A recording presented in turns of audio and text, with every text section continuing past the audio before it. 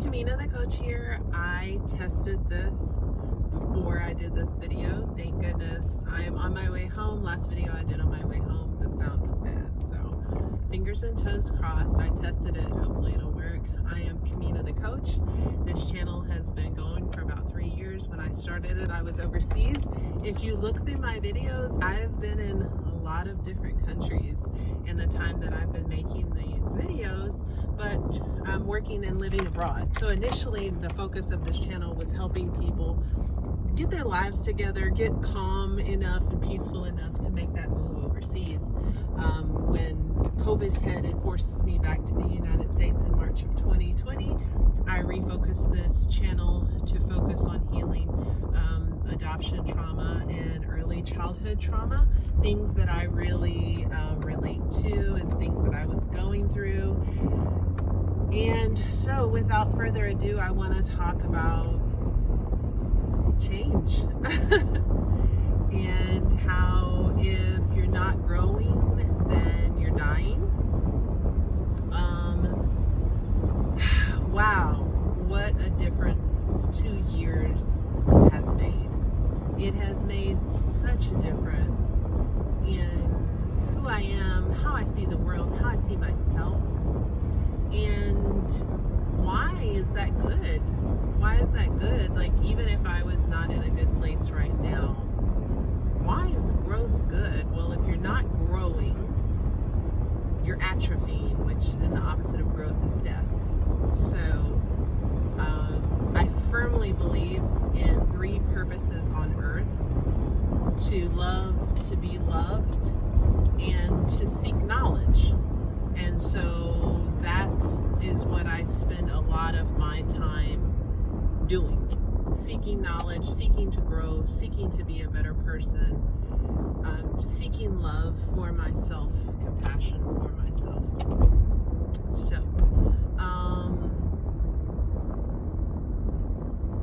I'm a little flustered, in case you can't tell. Something outside of me is affecting me.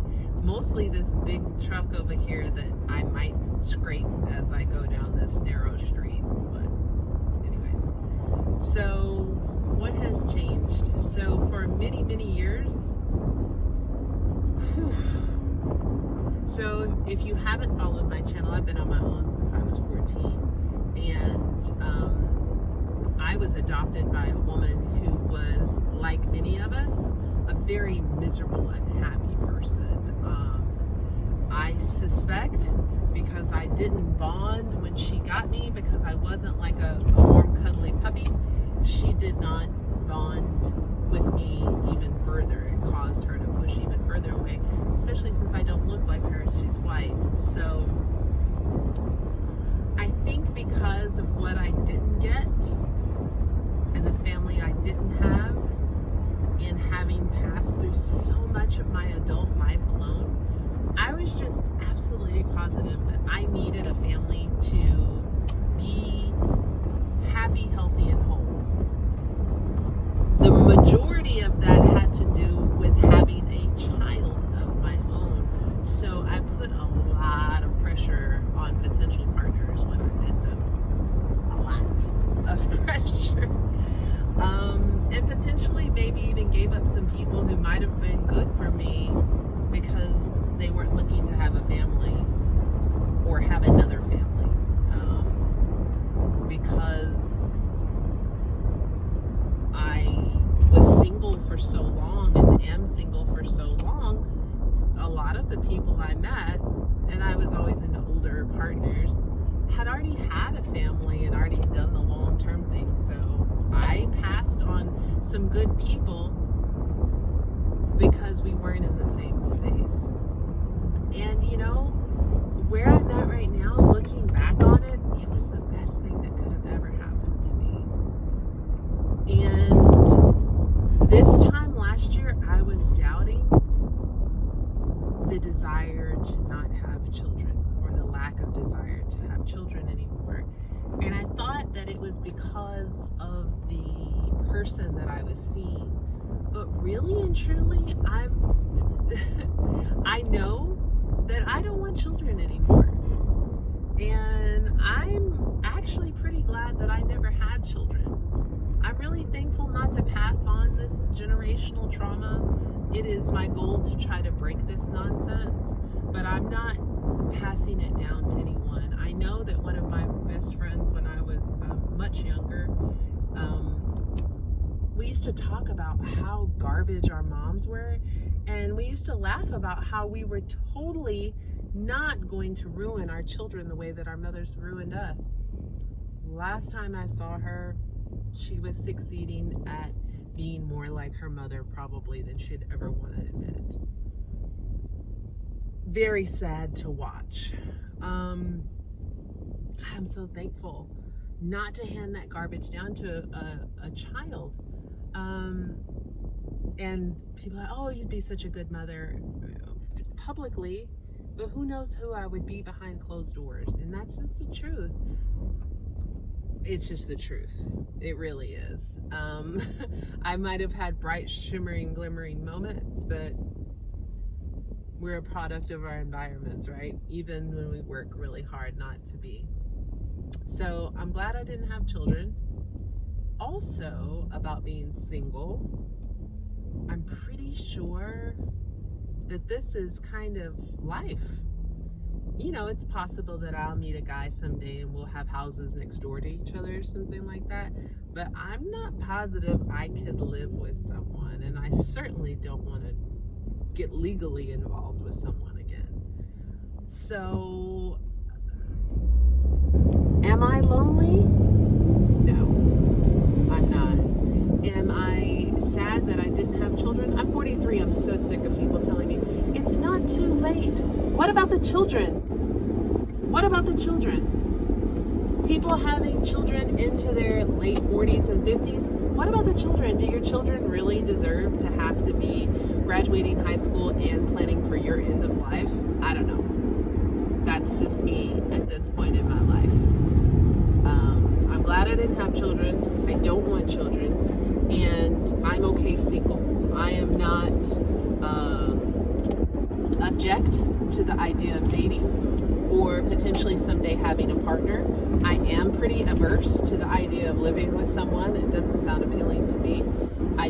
Somebody said, you know, having a big place so we could have separate space. I actually don't like big spaces. I like small spaces. So that wouldn't even really make me happy. I would be much happier in like a little duplex or even living in like the same apartment complex, the same village. But the idea of cohabitating with someone does not appeal to me. And again, I'm not lonely. I am more alone at this point in my life than I have ever been. That's another change about me. So there were people that I had held on to for a very, very long time. People I've been friends with for over 20 years. And I let go of all those people. Pretty much all those people. I am a reflection of the company that I decide to keep. And I also have a set of values that I will not set aside for the sake of company of others. So therefore, I am blissfully solo in life. And I've never ever been able to say that. I've always been looking, searching, looking for that puzzle piece to complete myself. Not truly understanding and feeling that I am whole just as I am. What a difference 2 years could make, folks. What a difference. Because yes, COVID forced me back to the United States, but I was coming back to the United States anyways to try to find a partner. I don't talk about that much, but yeah, I didn't really want to come back from overseas, but I did feel the need to partner. And because I only date a certain type of man that can only be found here, I mean, they're overseas in other places, but mostly here, I figured I should go where the man or the person that I wanted was. It sounded logical to me.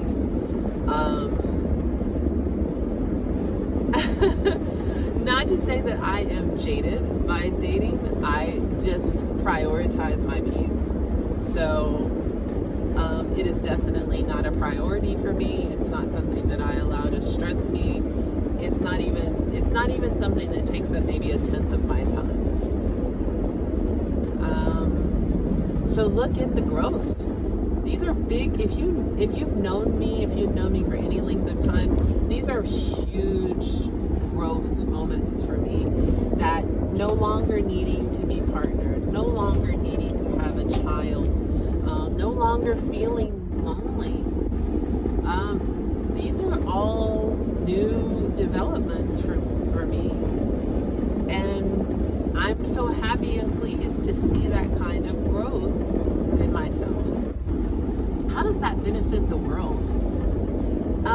Well, as an educator, I'm able to focus much more on being able to give of myself to my whoever I'm working with. As an educator, as a coach, as a healer, I'm not preoccupied with my own sad drama. And I know that when I was seeing someone, it was always very hard because I've always had a job where I've had to work with people. And if there's some uncertainty in the relationship, if we're fighting or something is going on, that always carries over into my workplace. And the people that I'm working with then suffer because I'm hurting. That is, I think, and back when I was heavily into the church, it was interesting. People at the church used to talk about that a lot. Because you're single, you have more energy and more time to focus on your mission. And when you want to be partnered, you're not really listening to that.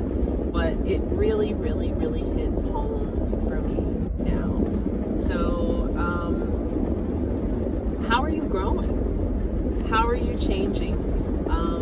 Let's beat death while we're here. Make the most of the time that you're here. Make the most of your interaction with your people, and mostly the interaction with yourself.